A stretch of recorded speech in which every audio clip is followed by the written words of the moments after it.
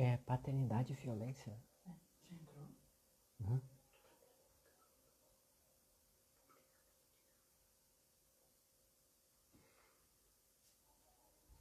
É só porque eu não lembro, às vezes, exatamente.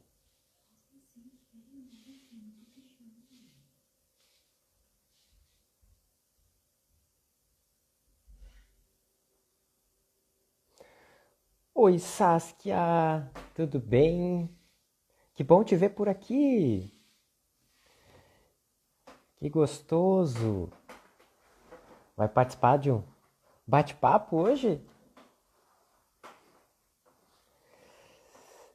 E hoje, então, uma super conversa com uma pessoa muito querida que já já vai entrar. Oi, Saskia! Que já já vai entrar. Verdade, Saskia. Saudade, saudade. Ah, então fica aí e interage. Ó, nosso convidado já está entrando aqui. Já já ele vai dividir a tela comigo e a gente vai começar a nossa conversa da noite, nosso super bate-papo, que hoje vai ser bem gostoso, vai ser profundo e tem muita coisa para falar sobre isso. Vai ser pouco, acredito, 1 hora para falar sobre tudo que é legal falar, que precisa falar sobre esse tema, justamente para que a gente repense algumas questões. Ô, Felipe! Delfino, tudo bem? Tudo bem? Tá me ouvindo bem aí? Tô te ouvindo muito bem. E você, me ouve? Me vê? Tá Também. escuro? Tá bom? Tá bom, tá bom. Te ouço, te vejo. Que bom, E tá você, ótimo. você também me vê? Como é que está a iluminação? Tá perfeito, tá ótimo. Tá dando pra ver Que muito bem. prazer falar contigo agora em tela, a gente podendo se ver, mesmo a gente nunca tendo se visto pessoalmente, a gente só conversou por telefone, por WhatsApp. Então já é um prazer Sim, a gente poder conversar, pelo menos aqui se vendo em telas mesmo à distância, mas olho no olho, né? olho no olho. Desde já agradeço a tua disponibilidade, a tua atenção em participar, em aceitar conversar sobre um tema que vai ser muito gostoso nós falarmos essa noite. Vai ser Essa ideia ótimo. toda, essa ideia toda surgiu aí já faz algum tempo, desde que eu comecei a viver esse ano. Até a gente conversou um pouquinho, Felipe, a paternidade de uma forma mais intensa e diferente esse ano, desde março. E Uhum. eu comecei a postar algumas coisas e isso começou a chamar a atenção de algumas pessoas e me veio a reflexão, olha que interessante. De alguma forma, isso que eu estou postando, por mais simples que seja, está trazendo alguma contribuição, por que eu não posso aumentar essa contribuição? Convidar outras pessoas para que não fique só a minha reflexão. Eu possa Sim. trazer a visão, os olhares de outras pessoas para agregar nesse tema, para que ao final a gente possa ter uma família, uma paternidade, uma sociedade melhor. Foi aí que surgiu toda a Uhum. ideia e hoje você está aqui, então, Felipe. Eu não vou te apresentar, só vou te chamar de Felipe. Eu vou deixar aqui logo, logo que te apresente. E até pra gente, como a gente está fazendo pelo Instagram, o Felipe é acostumado a fazer eventos por aí. A gente sabe que o Uhum. Instagram derruba depois de um tempo. Então eu já vou te passar a palavra, tô dando boas-vindas aí para quem já entrou, para quem já está conosco. E para começar e aproveitar bem esse tempo, porque confesso que estou numa expectativa muito grande para sugar e aproveitar tudo que tu tem para trazer.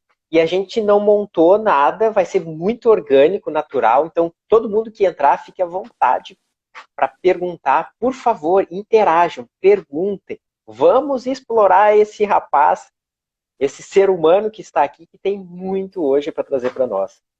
Então, Felipe ou Filipão, bem-vindo. Já tô. já tô íntimo de ti, já tô te Já chamando de tá Filipão. íntimo, já. É, Já tá, então, mas seja, eu que agradeço o convite, Delfino. É um prazer muito grande estar aqui dividindo essa hora com você. É muito bom falar sobre paternidade, sobre masculinidades e que bom que né, olhando o copo meio cheio, que bom que a quarentena nos permitiu, né, sairmos das nossas casas dessa maneira, porque é uma maneira amplificada, né, uma maneira que a gente talvez não pensasse em fazer isso num estado normal.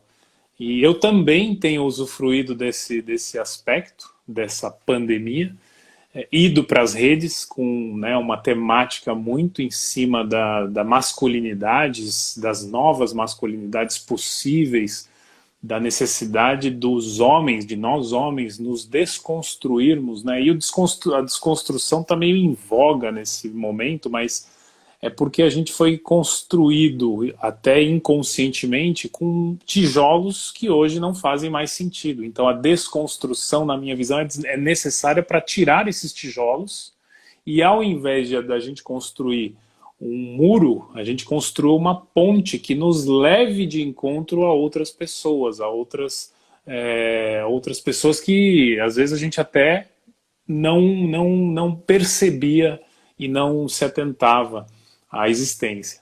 Então esse é um ponto de contato muito íntimo entre o seu discurso nas redes e o meu discurso nas redes. Então é uma alegria tremenda trocar com você. Falando um pouco de mim, eu sou Felipe Requião, sou natural de São Paulo, sou um homem hétero, cis, casado com a Laís. Amanhã a gente faz 21 anos de relacionamento. São desses 21 uau, anos, são quase 13 anos de casados. Então 21 anos desde o primeiro beijo. É uma relação que eu tenho muito carinho, muito apreço. Ela é minha parceira mesmo. Esse amor, desse relacionamento, temos um filho, Samuel, de 7 anos, que é uma criança muito querida, muito especial, que já dormiu, então ele não está acompanhando a gente aqui. E eu sou administrador de empresas, me formei na PUC em 2005 e trabalho na área das empresas privadas. Faz 15 anos que eu trabalho dentro da área comercial, marketing, trade marketing, sempre muito apaixonado por pessoas e por aprendizados e desafios. E recentemente, há um ano atrás, eu coloquei, junto com alguns amigos da escola do Samuel, uma intenção de criar um grupo de homens depois de ser impactado positivamente pelo documentário O Silêncio dos Homens. Então, isso fez com que um start ali começasse de que, putz, ao invés de eu ficar só no consultório, né, como paciente de terapia, me revisando, me analisando, buscando as minhas hereditariedades, as minhas heranças, eu comecei a eu comecei a perceber que eu poderia levar isso para outros homens, junto com outros homens, e aí começou a surgir o Hora H, que hoje, né, tomou aí as redes, tomou uma vida bem interessante. A pandemia ajudou nesse aspecto. Então hoje, além de administrador, eu tenho facilitado grupos de homens, especificamente o Hora H, trazendo essas temáticas para rodas de conversas, gerando reflexão, ressignificação, um espaço de acolhimento, parceria e, enfim, um trabalho grande aí que tem um campo muito grande de atuação. Então esse sou eu na fila do pão, né, como a gente fala. que maravilha. Grande história e acredito que vocês já perceberam o que o Felipe tem para trazer e a importância do que ele tem para trazer. E nós vamos aproveitar bastante isso. Para quem não me conhece, eu sou o Delfino. O Felipe disse que o Samuel já dormiu. Aqui em casa temos 3. Tem a Maria de 15, o Roger, que vai fazer 6 em dezembro agora, e o Olavo, que está com 1 ano e meio. Aqui em casa, 1/3 deles dormiu. O Olavo dormiu, o Roger e a Maria ainda estão acordados. Então, Que barato. é divertido. E eu vivo grande parte do meu dia, eu sou constantemente inquieto em relação à reflexão, Uhum. e isso foi muito desenvolvido em mim, graças à formação que eu acabei fazendo em filosofia, e isso faz com que eu questione muitas coisas. E eu também há 1 ano, mais ou menos, também impactado pelo silêncio dos homens, inclusive é uma dica, super dica, Uhum. quem não assistiu, assista esse documentário Silêncio dos Homens, É é muito necessário. forte, necessário, muito forte, belíssimo, de grande reflexão, para a gente olhar para a gente e refletir muito do que a gente faz na sociedade. E em função desse Exato. documentário, também faz 1 ano que eu também participo de um grupo, o Felipe hoje lá em São Paulo, nós aqui em Blumenau, com um grupo que também trabalha discussões a respeito do machismo, questionando aspectos dessa masculinidade tóxica, para a gente conseguir construir, desenvolver pessoas melhores, mais sadias, para uma sociedade melhor. Exato. Então, esse só um pouquinho do que sou eu aí também, para quem já assistiu outras vezes, para quem está entrando aqui. Então, eu quero te fazer uma outra pergunta, Felipe, também, que eu costumo fazer todas as quartas-feiras, que eu adoro saber o sentimento das pessoas, eu quero saber o que tu sentiu, qual emoção, sentimento, sensação que tu teve, e quando eu falo tu deve perceber, né? Hoje eu estou em Blumenau, mas eu sou natural do Rio De Grande do Porto Sul, então, Alegre. de Porto Alegre, então tu tá carregado aqui Tá dentro, enraizado. tá enraizado. Então, o que tu sentiu quando o Samuel nasceu? Quando nasceu essa paternidade? No dia que ele nasceu? Cara, é, é um misto de sentimentos, mas a sensação ali, o sentimento que me veio, né, a hora eu participei do parto ali, eu fiquei, né, ali na sala do parto, no momento em que a gente precisou ir para a cesárea, que a gente tentou fazer um parto normal, mas a hora que o Samuel nasceu foi um sentimento de uma felicidade materializada, sabe? Parece que ali, olha, putz, parece que eu nasci para isso. E isso permaneceu durante um bom tempo e, assim, toda vez que o Samuel tá aqui, tá ali, eu vejo para essa materialização, sabe? Como se eu pudesse, eu posso tocar a minha felicidade, sabe? Então é esse sentimento. E também, pela consequência de todo o trabalho de parto da minha esposa, é um sentimento de alívio muito grande, de ver que ela e ele estavam bem, né? Samuel, a hora que ele chorou, né, ecoou pelos 4 cantos da maternidade, então deu aquele alívio de ufa, ocorreu tudo bem, agora deixa que a gente cuida do nosso desse lado de cá, né? Então esses dois sentimentos, né, a materialização da felicidade e um alívio muito grande. Que legal. E eu gosto de perguntar bastante. A Kelly, ó. A Kelly é minha esposa que tá aí. Ela disse: ó, que lindo, posso tocar a felicidade. Isso é muito, muito forte, muito bonito. E eu gosto de perguntar os sentimentos, principalmente que nesse universo da paternidade, que envolve os homens, sentimento parece que é uma coisa que, em muitos momentos, em muitas rodas, isso é um tabu. O homem não pode mostrar sentimento, não pode mostrar emoção.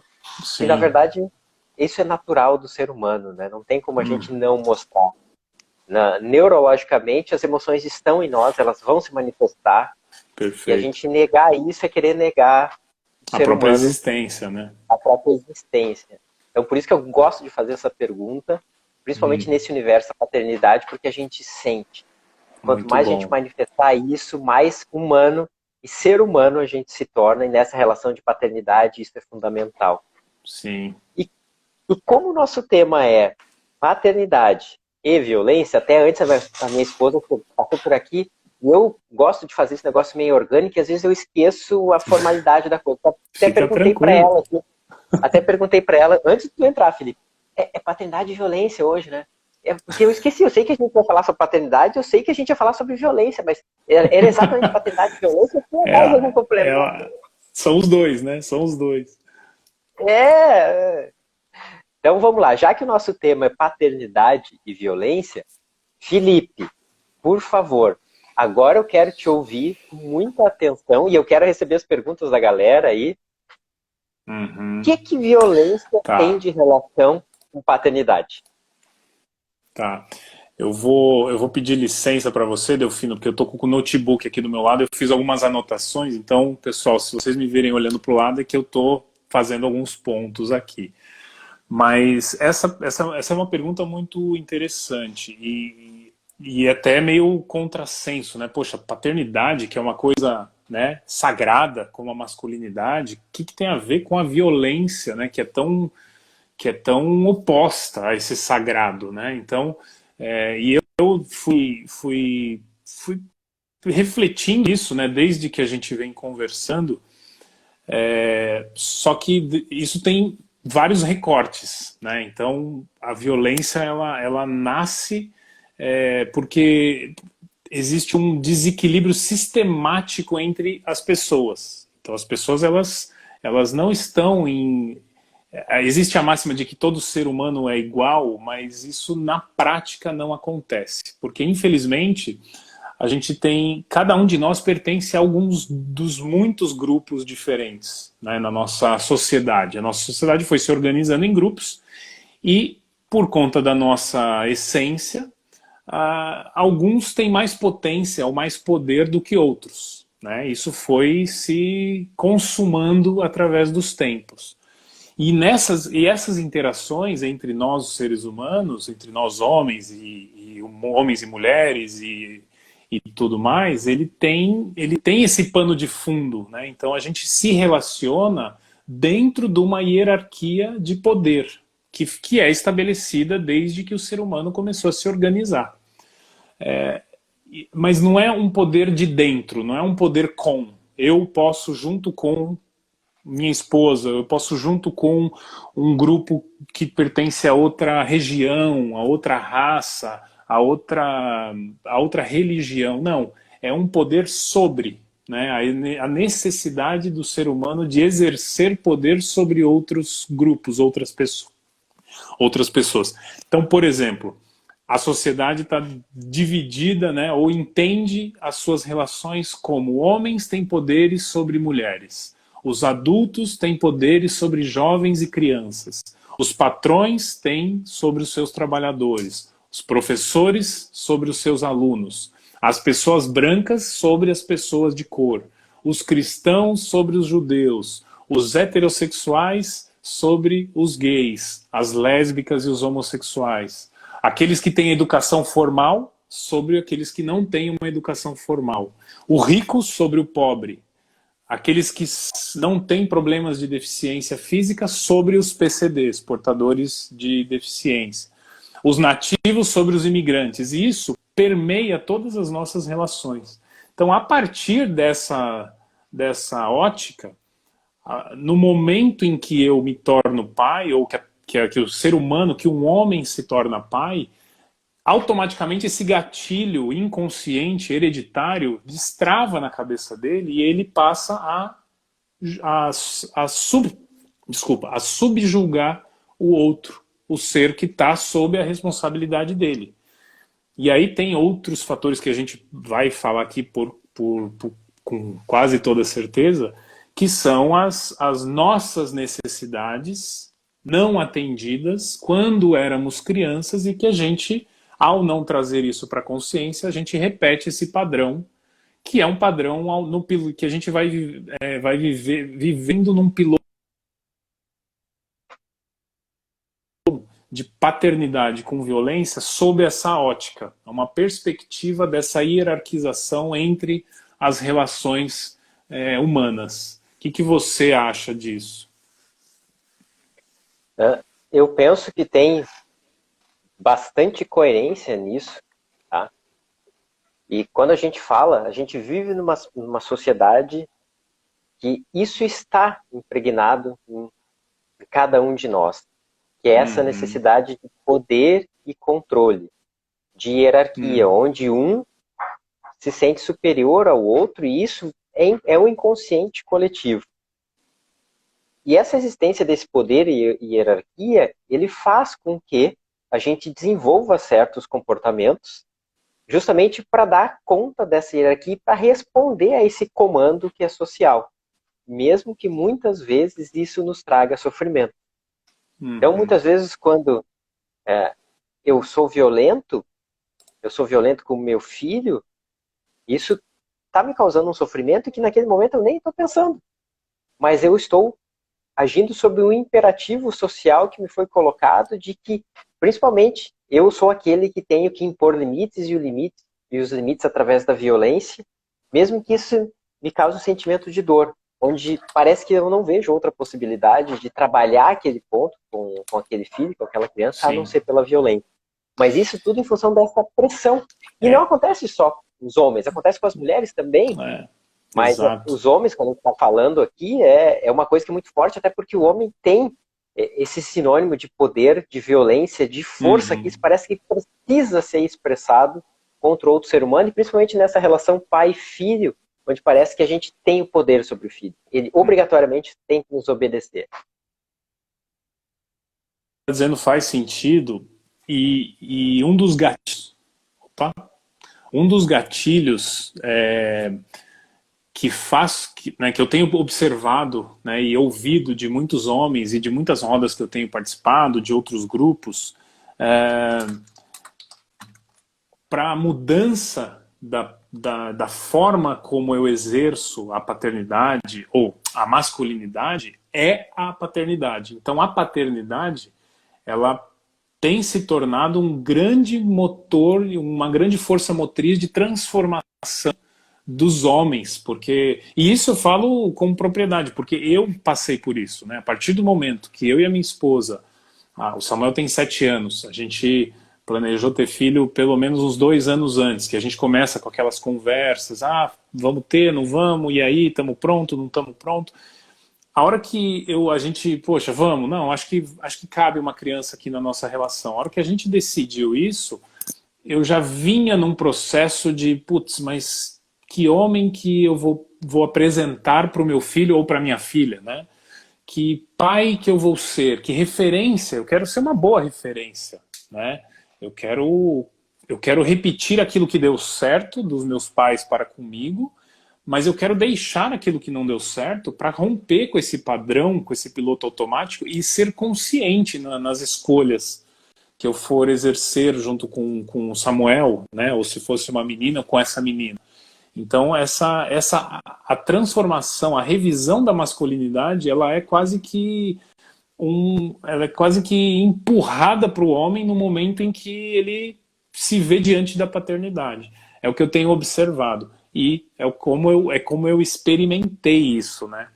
E é engraçado a gente e aí dentro disso, quando a gente vai olhar para as nossas questões masculinas, a gente identifica, e aí existe um conceito chamado The Man Box, que é a caixa do homem, que é um conceito cunhado perto final dos anos 80, pelo Paul Kivel, e depois ele foi aprimorado pelo Tony Porter, né, que praticamente marketeou essa ideia. Tem um TEDx dele, inclusive, muito bom, que é The Man Box. Se digitar no Google a caixa do homem, no YouTube aparece o vídeo dele, que fala que o homem ele tem uma série de comportamentos pré-definidos ou pré-esperados para que ele performe, para que ele seja considerado homem.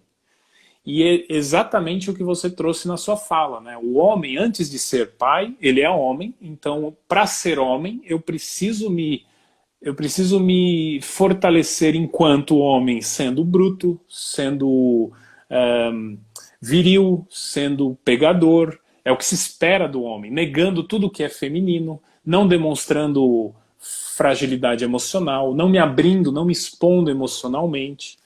E todas essas características, elas estão inconscientes na gente, né? A gente aprende a ser, a gente não aprende a ser homem, né, questionando esse padrão. A gente aprende a ser homem dentro desse padrão que vem trazendo. Então, quando eu estou diante da paternidade, qual que é o modelo lógico? É eu repetir esse padrão, eu continuar exercendo essa masculinidade baseada nesse modelo patriarcal ultrapassado. Então, se a gente não se questiona, se a gente não busca quebrar esse padrão em nós, por consequência, nossos filhos vão precisar de terapia lá na frente, com certeza vão, independente disso.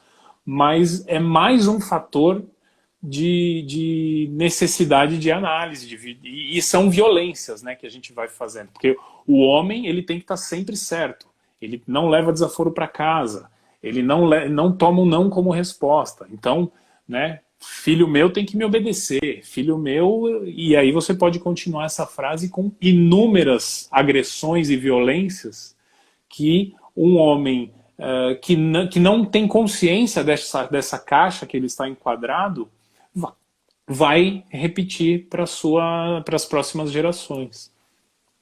Uhum. E até veio pegando essa tua fala aqui, até veio uma pergunta da Kelly aqui, que eu vou resumir aqui, não vou citar exatamente com as palavras dela. Se isso que tu acabou de trazer, se tu acredita que esse é um assunto que já está, um questionamento que já está nos homens, ou isso é uma coisa que está surgindo com esse novo conceito, com essa nova paternidade que está surgindo e despertando em diversos lugares? O que tu acredita em relação a isso, Felipe? Olha, é uma boa pergunta. Ela tem... a gente pode... Acho que depende muito do quão aberto, né, o homem está para esse olhar para si mesmo. Então,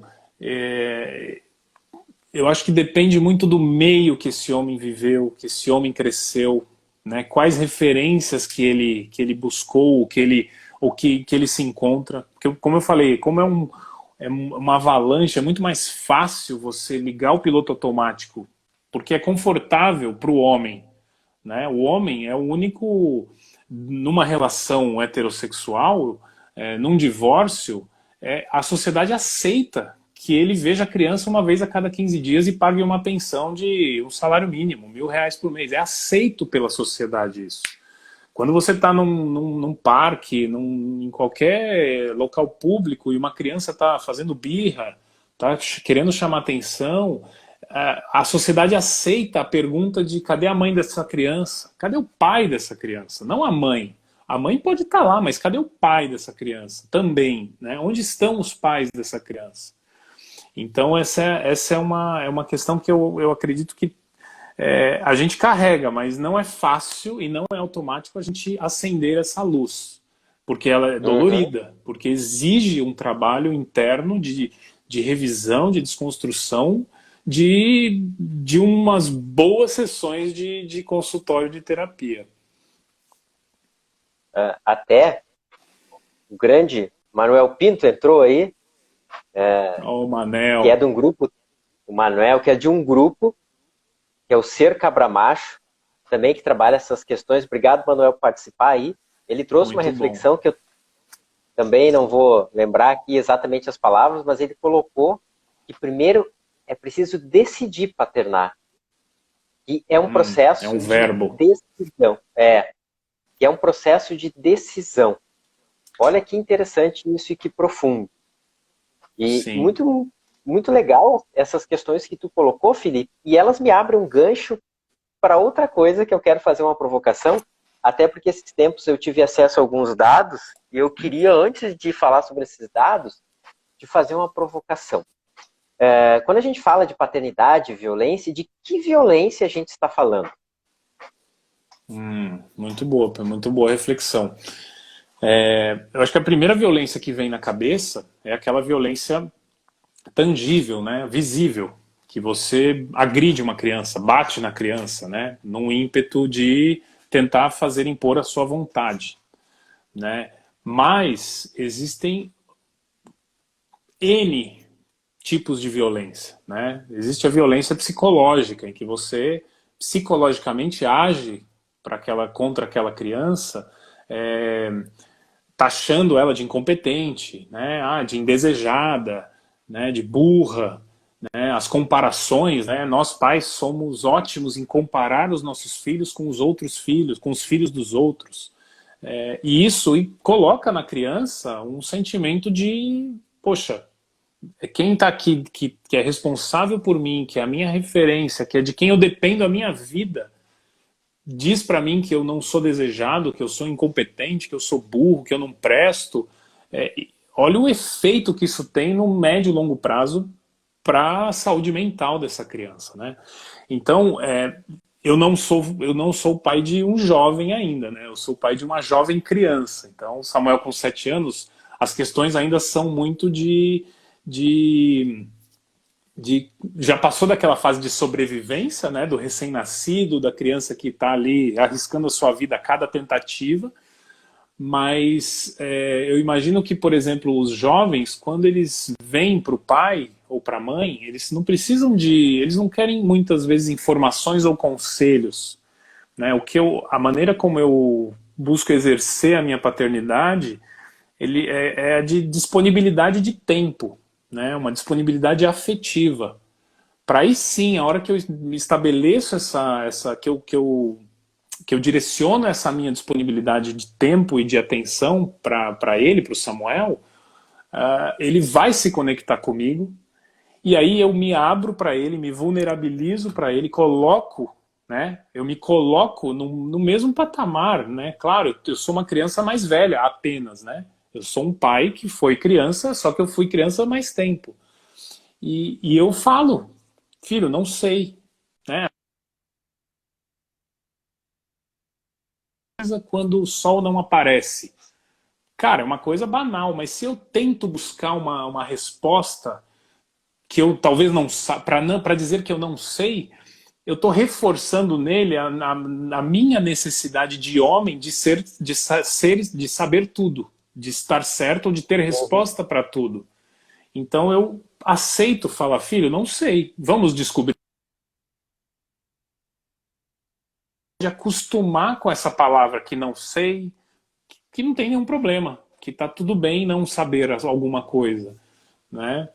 Então, e aí quando a gente voltando para a questão do tipo de violência, quando você agride uma criança, né, e aí olhando pelo aspecto físico, o que você causa? Quais são as consequências dessa agressão física? Poxa, além do medo, né, de você assustar a criança, que depende de você, você diminui a autoestima, você coloca ela num outro patamar, né, de submissão, né, de uma submissão física ali, né, de agressão.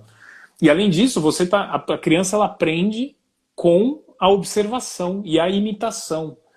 Então, quando você agride, você permite ele aprender que eu posso agredir o outro. Quando o outro não concorda, quando o outro pega meu brinquedo, quando alguém não tem a mesma opinião que eu imponho a minha vontade através da força física.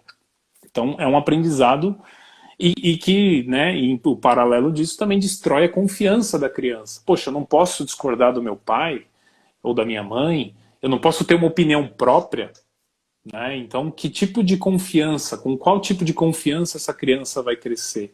E outra, que tipo de conexão ela vai ter comigo? Como ela vai chegar para mim, para conversar comigo? Né? O Samuel, ele é uma criança que ele vê em mim essa possibilidade de errar, de tentar, de não acertar, e tá tudo bem, tá tudo bem. Ele sabe que eu tô aqui porque a gente criou uma intimidade para isso, né? E aí é Uhum. engraçado, né? Eu estava lendo alguns pontos, eu estou fazendo um trabalho junto com alguns homens ali coordenado por mim ali no ORH. A gente pegou um livro que chama Men's Work, né? O Trabalho com Homens, do Paul Kivel. Paul Kivel é um escritor, ele ainda é vivo, mas ele trabalhou muitos anos com homens presidiários.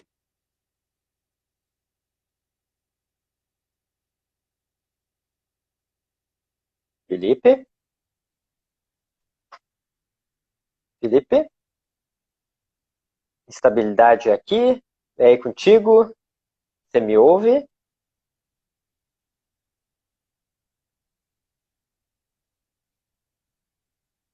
Alguém pode dar um sinal aí? Se sou eu que estou com problema? Ah, o Felipe acabou saindo. Ele deve ter tido algum problema lá com o sinal dele, mas logo, logo ele retorna, porque o assunto aqui está interessante. A reflexão dele já me despertou várias perguntas.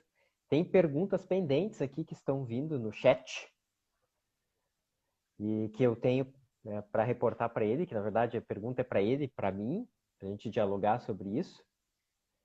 Então, logo, logo ele deve retornar para a gente continuar esse nosso super bate-papo aí que envolve esse tema que é tão importante e que gera um impacto, que gera reflexo na sociedade onde nós estamos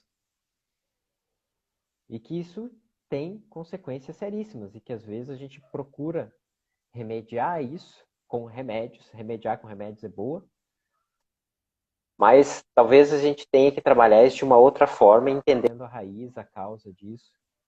E o movimento de paternidade é fundamental para que isso aconteça. Aqui, então o Felipe está... Vamos ver se ele entra novamente. Ah, muito obrigado, Diva. Ah, o Felipe voltou. Oi, Felipe. Voltei, caí aqui, acho que deu uma pane na internet aqui, desculpa. Tem problema. Eu estava até Estamos perguntando para a bem? galera aí se Tá me, tá me o ouvindo? problema era aqui. Estou te ouvindo, mas às vezes dá uma travadinha. É, minha internet Felipe? hoje tá bem complicada. Mas vamos lá que o assunto tá bom. A internet não Vamos vai lá. impedir da gente desenvolver. Não vai impedir, exato. Mas eu estava falando do Paul Kivel, que é um autor que foi dos presidiários nos Estados Unidos, e ele escreveu um livro belíssimo, e aí eu estou coordenando um trabalho de tradução de uma parte desse livro, porque uma parte do livro ele traz exercícios, e o título do livro especificamente é um trabalho como interromper a violência que separa as nossas vidas, né? Então, muito olhada com recorte sobre a violência masculina dos homens. Então, e dentro desse livro, alguns achados, e tem lá um capítulo de como ser pai sem ser violento, como exercer, como paternar sem violência, né? E um dos pontos que eu achei muito interessante é que se você aceita em algum momento que é possível bater em uma criança, ou em um jovem, ou em um adolescente, é muito difícil você resistir a esse ímpeto sob pressão, sob estresse, ou sob qualquer outro aspecto psicológico de dificuldade ou de desafio. Porque você parte do pressuposto que você pode bater numa criança ou num outro indivíduo. Então, algumas perguntas, por exemplo, você consegue afirmar categoricamente, dizendo que nunca é bom bater em uma criança? Que tipo de mas o seu cérebro começa a buscar, né? Qual é o mas que vem à sua mente? Porque se você não trabalhar esse mas, muito dificilmente você vai resistir a ir até as vias de fato. Então, nunca é bom bater em uma criança, mas se ela me xingar, ou xingar minha mãe, ou não me obedecer, ou não fazer o que eu quero que ela faça nesse momento, se você não trabalhar esse mas, tem um risco iminente da violência acontecer sob um momento de estresse, de tensão. E assim, Delfino, infelizmente, eu estou vendo, lendo e ouvindo que durante a pandemia esses casos de violência doméstica contra crianças e adolescentes estão aumentando significativamente. Por quê? Porque nós todos a sociedade está vivendo sob um estresse pandêmico. E aí a criança, o adolescente, a mulher está dentro de casa com um homem que está numa pilha de nervos, por conta de, às vezes, falta de emprego, por uma redução salarial, ou alguém dessa família pegou o Covid e está com aquela incerteza. E o homem, se ele considera a violência física como algo possível, como uma estratégia possível, ele pode ser uma bomba, ele é uma bomba relógio a ponto de explodir. Uhum. E, cara, a vontade é da gente ficar conversando umas 2 horas aqui, tamanha a importância e o que que dá para falar sobre esse tema. Eu mesmo tenho algumas perguntas, mas já chegaram mais perguntas aqui. Vamos para a galera. Deixa eu ver se eu acho aqui. Veio uma pergunta aqui. A violência entre os meninos, incluída nas brincadeiras, é social? Por que acreditamos socialmente que é esperado dos meninos competitividade agressiva, brincadeiras mais brutas? O que que a gente pensa sobre isso? O Manuel até veio essa pergunta e o Manuel até já trouxe uma visão, mas vamos explorar qual é a tua visão sobre essa pergunta. Eu acredito que é muito cultural por conta dessa sociedade patriarcal e machista que a gente vive. Né? Eu tenho um post que fala sobre brincadeiras de menino e brincadeiras de menina. Então, o menino ele é empurrado pela família para ir para fora, para explorar, para ser aventureiro, para se ralar todo, para andar de bicicleta, cair, não chorar. Automaticamente já, né? Às vezes a família dá uma espada na mão do menino para ele brincar de super-herói, de guerreiro, etc. E a menina, ela vai para o cuidado do lar, cuidado da família, vai para a cozinha, então os brinquedos, as bonecas, os ursinhos de pelúcia, colocando os mundos totalmente separados, né? E aí, de que maneira que você responde, de que maneira que você reage a um menino, a um filho que vem com aquela energia vital dele, querendo brigar, querendo bater, querendo colocar para fora essa energia, né? Aqui em casa, usando como exemplo, a gente, cara, cria o Samuel de uma maneira igualitária. Não tem brinquedo de menino e brinquedo de menina. Ainda assim, volta e meia eu ouço dele. Falar, não, isso é brincadeira de menina. E aí mas peraí. Então vamos pegar as bonequinhas da Polly, que você ganhou no último Natal, porque você pediu pro Papai Noel, vamos jogar fora, vamos doar para uma menina. Ah, não. Aí parece que ele entende, ele falou, opa, não, realmente. Né? Então acho que tem essa questão cultural, essa questão que empurra o homem para esse lugar de agressivo, violento, e é normalizado, é normatizado isso. Esse eu acho que é o grande problema. Né? É normal uma criança cair, se é um menino, não foi nada. Menino ele é forte. E a menina, quando cai, tá o bairro inteiro em cima da menina para ver se não machucou. Então, isso vai se acumulando na experiência da criança de, opa, então eu tenho que performar dessa maneira. Né? E eu acredito que é assim que a gente vai forjando esses homens que no futuro vão precisar dessa desconstrução. Uhum. E já que tu falou desses homens do futuro, Felipe, que seres humanos a violência forma?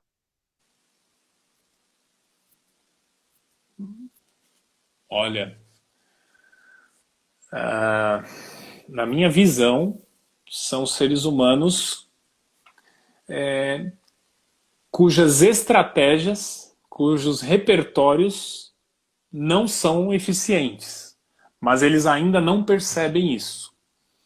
Porque a violência ela é uma estratégia de chamar atenção, ela é uma estratégia de comunicação, que na minha visão, no meu aprendizado, não é produtiva, ela é destrutiva. Ela destrói o próprio homem e destrói a família, destrói a sociedade, destrói as suas relações. Então ela acaba, a violência ela desumaniza esse homem, ela desumaniza as relações. E isso é um prejuízo para toda a sociedade, no meu ponto de vista.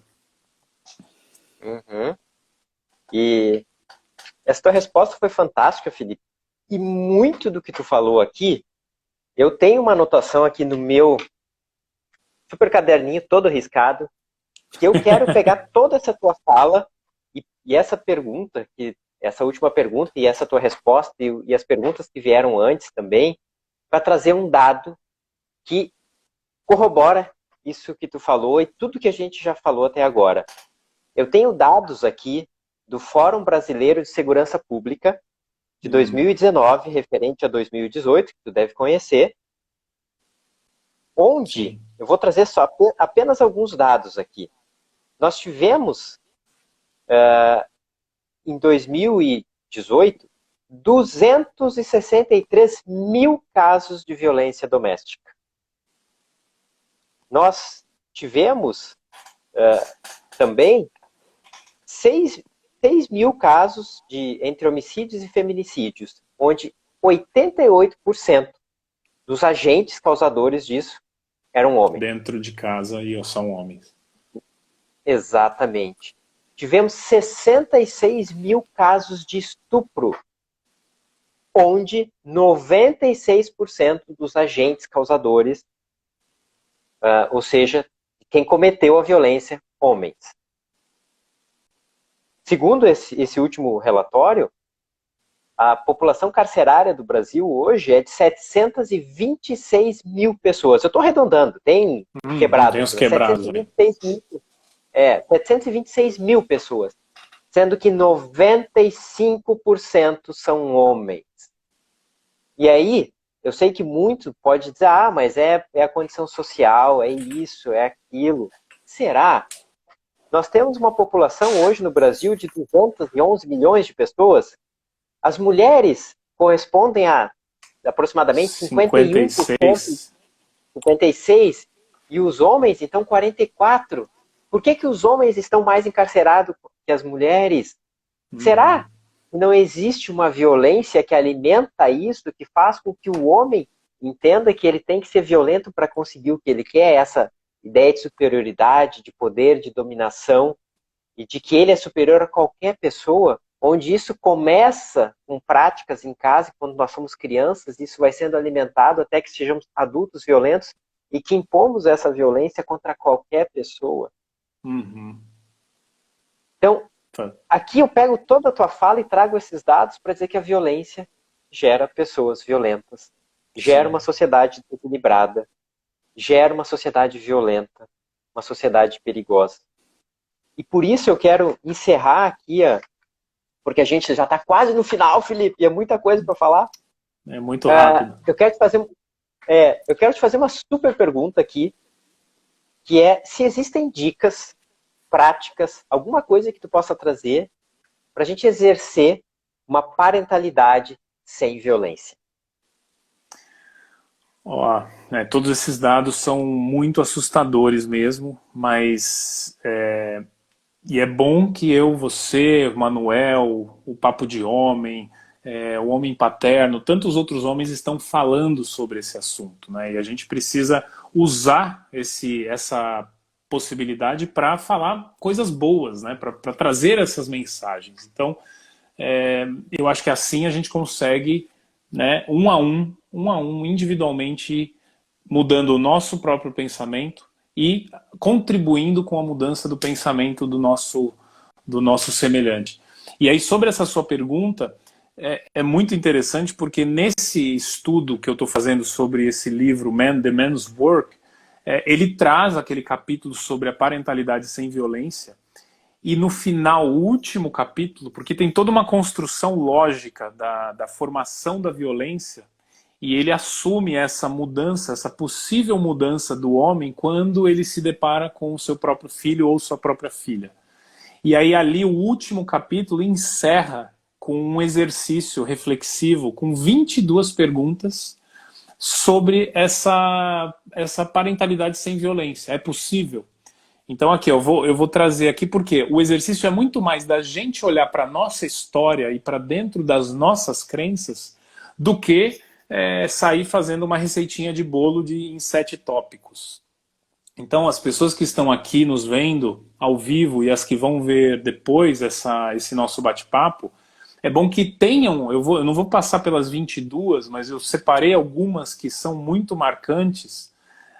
Depois a gente posso compartilhar com você, você coloca no seu feed, eu coloco no meu, para que as pessoas Ótimo. reflitam sobre isso, para que as pessoas se olhem antes de olhar para fora, elas olhem para elas mesmas. Então vamos lá.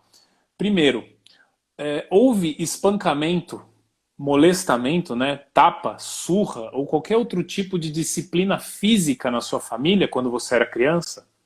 Qual foi o efeito disso em você e nos outros membros da sua família?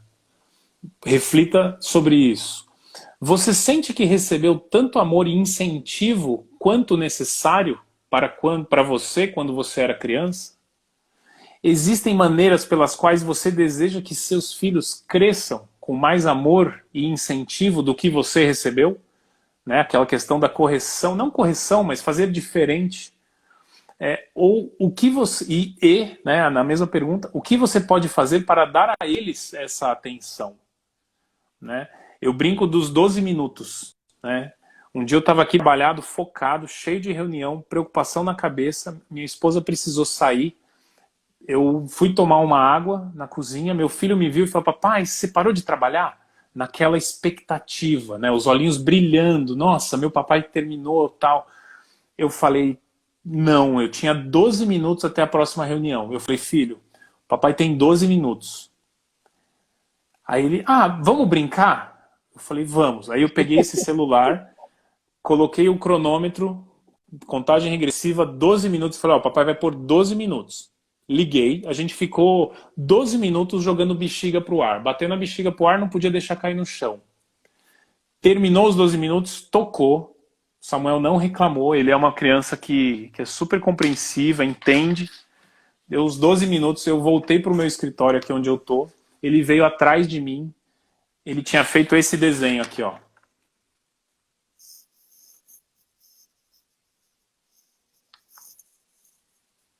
Tipo, Ah, eu e ele jogando bexiga. Cara, 12 minutos. Eu dei 12 minutos de 100% da minha atenção para ele. E isso gerou nele uma conexão que ele materializou num desenho, veio me entregar. Eu chorei, eu me descabelei aqui, eu tive que atrasar a reunião, porque eu estava assim em frangalhos, mas eu reconheci que, cara, quando você dá tempo e tempo de qualidade, é tudo que nossos filhos precisam. É tudo que eles precisam. Então, esse é o ponto. O que eu posso fazer para dar atenção a ele? Talvez uma atenção que eu não recebi, mas não porque meu pai ou minha mãe são... Não, meus pais meus pais estão aqui na live. Muita gente que eu conheço está aqui, conhece meus pais, o quanto que eles se dedicaram para mim, né? Mas a gente tinha ali, a gente vivia num ambiente de violência. Mas isso fez com que eu tivesse, primeiro, aceitação sobre essa história. Eu cresci assim, mas o que eu faço daqui para frente? E hoje eu tenho essa possibilidade, eu tenho essa chance. Então, eu jogo para você e para todo mundo que estiver assistindo essa reflexão. E aí aquele ponto que é super importante, diga a si mesmo, nunca é bom bater em uma criança, nunca. E aí que tipo de mas e se imediatamente vem à mente? Combata esse pensamento. Um outro ponto, esse pega bastante aqui para mim, é um dos que eu preciso lutar muito contra. Quando você está cansado, estressado, frustrado ou com raiva, o que especificamente você pode fazer para evitar descontar essas frustrações, esse estresse, essa raiva em seus filhos? Que outras estratégias que não a violência você pode utilizar? E o que você vai fazer para utilizá-las? Então, tomar consciência de que existem outros meios não violentos é muito importante para você poder escolher. Senão a gente vai no piloto automático, como falamos. É o jeito mais fácil de resolver que o Samuel coma, é eu forçando ele a comer na base da força. Quantas vezes eu já cometi esse erro e depois vem a frustração, poxa, eu estou repetindo um padrão inconsciente que eu não queria.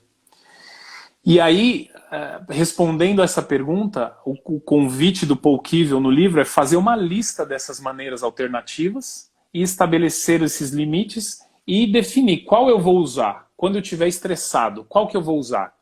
Pode ser tomar um banho antes de fazer qualquer contato com seus filhos. Cara, eu vou tomar um banho, eu preciso de 10 minutos comigo mesmo, acalmando minha mente, eu vou meditar, eu vou correr, eu vou espancar um travesseiro, mas eu vou pôr para fora isso em um outro, né, de um outro formato. Que mais? Aqui é importante, falando sobre que toca também a violência sexual contra as crianças. O que você precisa fazer para dar a seus filhos mais controle sobre os seus corpos? Para evitar que outros adultos, conhecidos ou desconhecidos, ou crianças mais velhas, o beijem ou a beijem, o abracem ou a abracem, provoquem, bata ou incomodem de forma que eles não estejam consentindo. Né? Então você ensinar sobre o seu corpo. Né? Quando a gente vai limpar os nossos filhos ou filhas, ó, filho, dá licença, o papai vai mexer aqui no seu pipi, ou o papai vai mexer na sua vagina, papai tá limpando o seu bumbum, posso limpar? E ter o consentimento da criança. Papai pode te dar um beijo? Todo dia eu vou deixar o Samuel para dormir, eu falo, filho, papai pode te dar um beijo? E é tão gostoso receber, sim, papai, claro, papai, tudo bem, papai. É muito gostoso. Então, esse consentimento, essa troca, permite a criança ter o poder da escolha. Né? A gente entrega para ela o poder da escolha. E para encerrar, essa é uma pergunta realmente para encerrar assim, com um momento de reflexão. Se a gente tem filhos, né, no meu caso, meninos, como eu posso ajudá-los a resistir à pressão para ser durão, agressivo e insensível? Como que eu posso ensiná-los a respeitar as mulheres? Falando especificamente dos meninos. E uma vez que em cada 10 crianças, uma é gay ou lésbica, como a gente pode apoiar o meu filho ou a minha filha se ele ou ela não for heterossexual? E aí a última, para fechar com chave de ouro, diga a seus filhos ou filhas que você os ama. Declare o seu amor para eles. Fale, olhe, e fale em primeira pessoa. Eu costumava falar, filho, papai te ama. Mas quem é o papai? Sou eu. Então eu te amo. Eu sou único. Papai, de repente, sei lá, Deus, né, Deus me leva daqui, a minha esposa casa com outro cara e tem outro papai em casa. Mas eu sou único. Então eu, seu pai, te amo. Então essa é o que eu queria colocar para reflexão e combino com você. Assim que eu terminar de traduzir esse capítulo, eu mando para você e você posta para a gente poder ampliar esse discurso. Ou trans, Manuel falou aqui. Muito bem, Manuel, perfeito. Maravilha, Felipe. E eu aguardo, sim. Quando terminar, por favor, envia que eu compartilho. Quanto mais a gente puder compartilhar isso para enriquecer os nossos olhares, realmente vai ser muito importante. Agradeço, Felipe. Só essas reflexões que tu colocou, já daria mais uma hora de conversa. Não dá vontade de parar, porque principalmente quando a gente sente que isso realmente é importante, não dá vontade de parar. Daria mais uma hora só de reflexões com essas perguntas. Mas eu quero agradecer muito o teu tempo, agradecer a todo mundo que estava presente aqui. E tudo isso que tu colocou me traz uma última reflexão, que é: eu não gosto que ninguém haja com violência contra a minha pessoa. Acredito que a maioria das pessoas não gosta de receber do outro um comportamento violento. Por que que a gente acha que os nossos filhos têm que gostar? Então, muito obrigado a todos. Uma excelente noite. Nos vemos na próxima quarta-feira. Felipe, só gratidão. Beijo no coração e a gente continua se falando. Muito obrigado, pessoal. Uma boa noite. Valeu, parabéns pelo trabalho. Para nós, Felipe. Para nós.